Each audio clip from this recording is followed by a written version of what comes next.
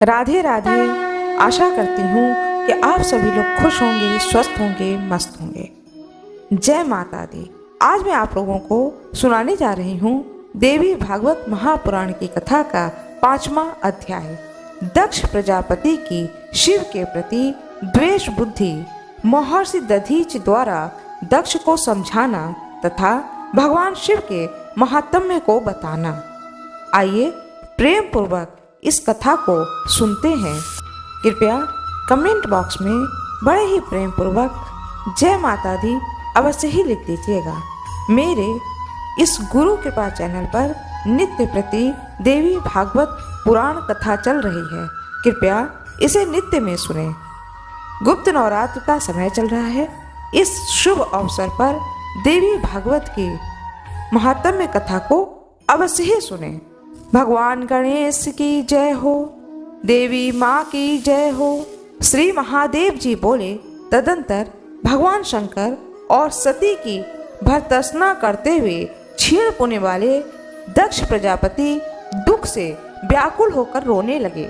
मुनिश्रेष्ठ दुख से संतप्त हृदय वाले उन दक्ष को देखकर शिव जी को भक्ति में तत्पर रहने वाले परम ज्ञानी मुनि दधीच ने उनसे यह वचन कहा। दधीच बोले, मोह के कारण परम शिव तथा सती के तत्व को न जानकर आप क्यों रो रहे हैं? आपके महान भाग्य से ही ये सती आपके घर में पुत्री के रूप में उत्पन्न हुई हैं। ये सती साक्षात निराकार आदि प्रकृति ही हैं और शिव साक्षात परम पुरुष हैं। इसमें आप लेश मात्र भी संदेह न करें।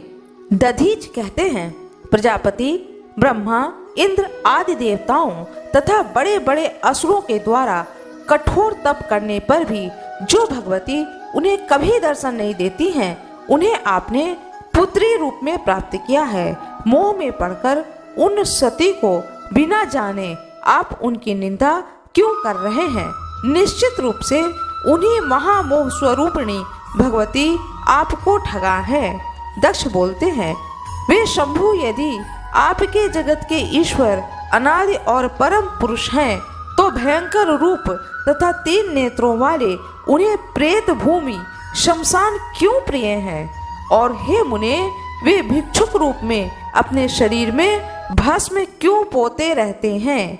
दधीच कहते हैं, वे शंभु पूर्ण नित्य आनंद स्वरूप तथा सभी ईश्वरों के भी ईश्वर हैं। जो लोग उनकी शरण ग्रहण करते हैं, वे कभी भी दुख प्राप्त नहीं करते हैं। वे भगवान शंभु भिक्षु हैं। ऐसी दुर्बुद्धि आपकी क्यों हो गई है? ब्रह्मा आदि श्रेष्ठ देवता और तत्वदर्शी योगी जन भी जिनके परम स्वरूप को देख पाने में समर्थ नहीं होते हैं, आप उन विरूपाक्ष शंभु की निंदा क्यों कर रहे हैं? सर्वत्र विचरणशील वे भगवान सदाशिव सभी जगह विराजमान हैं। शमशान में रहें अथवा सुरम्यपुरी में रहें, उन्हें इसमें कोई विशेष फर्क नहीं दिखाई पड़ती है। शिवलोक बड़ा ही सुंदर और अपूर्व है। वह ब्रह्मा विष्णु आदि के लिए दुर्लभ है। वैकुंठ, ब्रह्मलोक तथा स्वर्ग उन शिवलोक की एक कला के भी तुल्य नहीं है।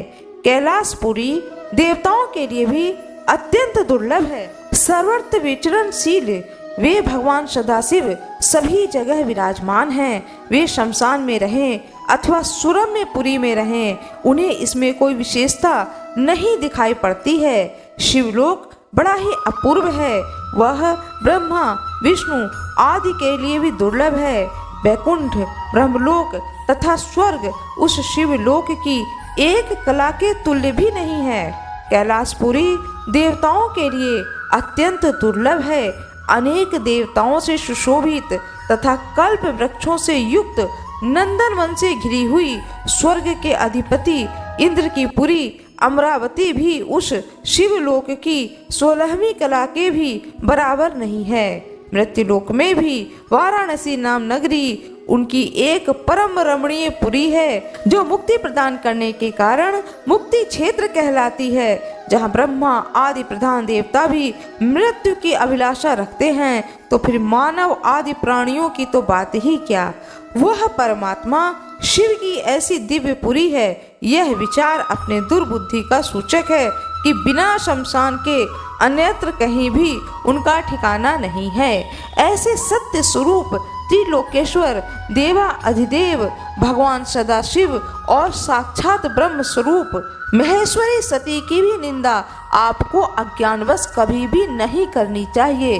वे आपके बड़े ही भाग्य हैं जो आपके घर में पुत्री के रूप में उत्पन्न हुई हैं, प्रादुर्भूत हुई हैं। श्री महादेव जी बोलते हैं, इस प्रकार तत्वदर्शी मुनि दधीच के अनेक प्रकार से समझाने पर भी प्रजापति दक्ष ने उन परमेश्वर शिवलोक को असदाचार से रहित नहीं माना और वे बार बार उन महादेव के प्रति निंदास्पद वचन बोलते रहे। हे नारद, वे प्रजापति दक्ष और पुत्री सती को उल्लाहना देते हुए ऐसा कहकर रोने लगे। हा वत्से सती पुत्री, तुम मेरे प्राण के समान हो। मुझे शोक समुद्र में निमग्न करके मेरा परित्याग कर तुम कहाँ जा रही हो? बहुमूल्य पर्यंक पर शयन करने योग्य सर्वांग सुंदरी पुत्री कुरूप पति के साथ तुम शमशान भूमि में कैसे रहोगी? उनका यह वचन सुनकर मुनि श्रेष्ठ दधीच ने अपने हाथों से उनके नेत्रों के आंसू पोंछते हुए तथा प्रिय वचनों से उन्हें सांत्वना प्रदान करते हुए कहा। दधीच ने कहा, ज्ञानियों में श्रेष्ठ प्रजापति, आप मूर्खों की भांति क्यों रो रहे हैं? महात्मन, देवेश्वर शंभु को समग्र रूप से जानकर भी आपका अज्ञान नष्ट नहीं हुआ है, यह बड़े ही आश्चर्य की बात है। पृथ्वी पर, जल में, आकाश में, रसातल में जो भी नर तथा नारी रूप प्राणी है, वे सभी उन्हीं दोनों शिव और शिवा के रूप में उत्पन्न हैं। ऐसा आप पवित्र मन से समझ लीजिए। प्रजापति, आप इन महेश्वर को यथार्थ रूप से साक्षात अनादि परम पुरुष के रूप में जान लीजिए। इन सती को त्रिगुणात्मिका चिदानंद आत्मस्वरूपिणी परात्पर प्रकृति के रूप में ही समझिए। इन परात्पर सती को भाग्यवश अपनी पुत्री रूप में तथा विश्वेश्वर शिव को उनके पति के रूप में प्राप्त करके भी यदि आप अपना सौभाग्य नहीं मानेंगे तो विधाता के द्वारा ठगे गए आपको बहुत ही संताप होगा। प्रजापति, इस सच्चाई को सुनो। शोक से व्याकुल तथा कल्याण की इच्छा रखने वाले तुम सती को प्रकृति के रूप में तथा शिव को परम पुरुष के रूप में जान लो।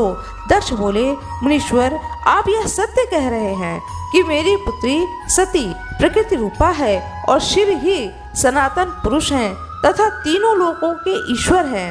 मुनिश्रेष्ठ, यह सुनकर के भी मेरी बुद्धि दृढ़ता पूर्वक वैसी नहीं हो पा रही है कि महेश्वर से बढ़कर दूसरा कोई देवता नहीं है। सत्य बोलने वाले ऋषिगण भी यद्यपि यही कहते हैं, फिर भी शंभु ही सर्वश्रेष्ठ देव हैं, ऐसा मेरा निश्चय नहीं है। मैं जिस लिए शिव की निंदा कर रहा हूँ उसका कारण सुनिए। पूर्व काल में जब मेरे पिता ब्रह्मा जी ने प्रजाओं की सृष्टि की, तब 11 रुद्रों का प्रादुर्भाव हुआ था। समान शरीर वाले वे सभी रुद्र महात्मा, प्रचंड पराक्रमी, भीषण रूप वाले तथा क्रोध के कारण लाल आंखों वाले थे। वे सभी व्याघ्र चर्म धारण किए हुए थे तथा उनके सिरों पर जटाएं सुशोभित हो रही थीं। वे सभी रुद्र ब्रह्मा जी की सृष्टि का लोप करने हेतु तत्पर हो गए।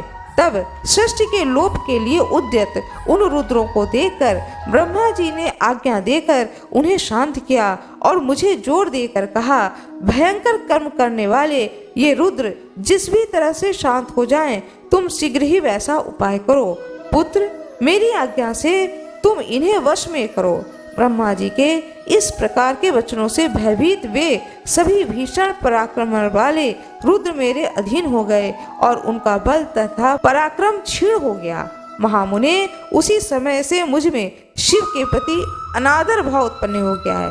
मेरी आज्ञा के अधीन रहने वाले प्रचंड पराक्रमी ये रुद्र जिनके अंश से उत्पन्न हुए हैं, मेरे समक्ष उनकी क्या श्रेष्ठता है। मेरी पुत्री सती रूप तथा गुण से जिस प्रकार की है उसे तो आप भलीभांति जानते ही हैं। अब मैं आपसे और क्या कहूँ। क्या मेरी आज्ञा के अधीन रहने वाले शिव उस कन्या के योग्य वर हो सकता है। सत्य पात्र को दिया गया दान पुण्य और यश बढ़ाने वाला होता है, इसलिए बुद्धिमान पुरुष को चाहिए कि योग्य पात्र को ही अपनी कन्या को प्रदान करें। तस्य ही किम भर्त योग्य स्यान ममाज्ञावशः गः शिव सत्य पात्रे विहितम दानम पुण्यम कीर्तिकरम भवेत। इन्हीं सब बातों पर विचार करके मैंने पूर्व में सती के स्वयंवर में कुल तथा शील से रहित उस शिव को आमंत्रित नहीं किया था। सुनिए, मेरे मन में जो कुछ भी है उसे आपको साफ साफ बता रहा हूँ। जिसके अंश से मेरी आज्ञा के वशीभूत ये महारुद्र उत्पन्न हुए हैं, वह शिव जब तक इनके साथ मेरे पास आता रहेगा तब तक मैं उनके प्रति ईर्ष्या रखूंगा। यह सच सच कह रहा हूँ। जब ये शंभु उस विद्वेष का फल प्रदान करने में समर्थ हो जाएंगे तभी मैं उनकी पूजा करूंगा। यह मेरी दृढ़ प्रतिज्ञा है। श्री महादेव जी कहते हैं, दक्ष का यह वचन सुनकर वे मुनीश्वर दधीचि अपने मन में सोचने लगे कि भवानी तथा शिव के इस महामूर्ख प्रजापति दक्ष को निश्चय ही अपनी कृपा से वंचित कर दिया है। जो लोग मन वाणी और कर्म से सती और महेश्वर का आश्रय ग्रहण करते हैं, वे भी मोह में पड़ जाने के कारण उन्हें भली भांति जानने में समर्थ नहीं हो पाते हैं। तब यह मूढ़मती भला कैसे जान सकता है। नारद, किसी ज्ञानी महापुरुष द्वारा यदि यह शिव भक्तिहीन मूढ़मती समझाया जा सकता तो भला इस संसार में कौन मुक्ति प्राप्त नहीं कर लेता। मुने ऐसा सोचकर और फिर बिना कुछ बोले मुनि दधीचि अपने आश्रम को चले गए। इसके बाद दक्ष प्रजापति दुख से बार बार लंबी लंबी सांसें लेते हुए अपने भवन में प्रविष्ट हो गए। इति श्री महाभागवते महापुराणे श्री शिव नारद संवादे दक्ष प्रजापति विषाद वर्ण नाम पंचमो अध्यायः।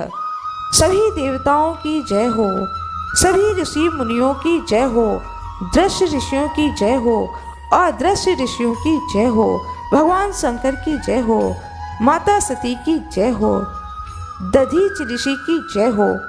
आशा करती हूँ कि आप सभी लोगों को यह सुंदर कथा माँ भगवती की, भगवती देवी पुराण की यह कथा अत्यंत ही सुंदर पुण्य फलदायिनी यह कथा बहुत ही अच्छी लगी होगी। कृपया कमेंट बॉक्स में प्रेम पूर्वक जय माता दी अवश्य ही लिख दें। मेरे इस गुरु कृपा चैनल पर आप देवी भागवत पुराण को नित्य सुने और पुण्य फल को प्राप्त करें। कृपया वीडियो को लाइक जरूर कर दीजिएगा। लाइक करने में आपका कोई नुकसान नहीं है। चैनल को सब्सक्राइब कर दीजिएगा। बेल आइकन दबाना ना भूलिएगा। आप लोगों का बहुत बहुत धन्यवाद।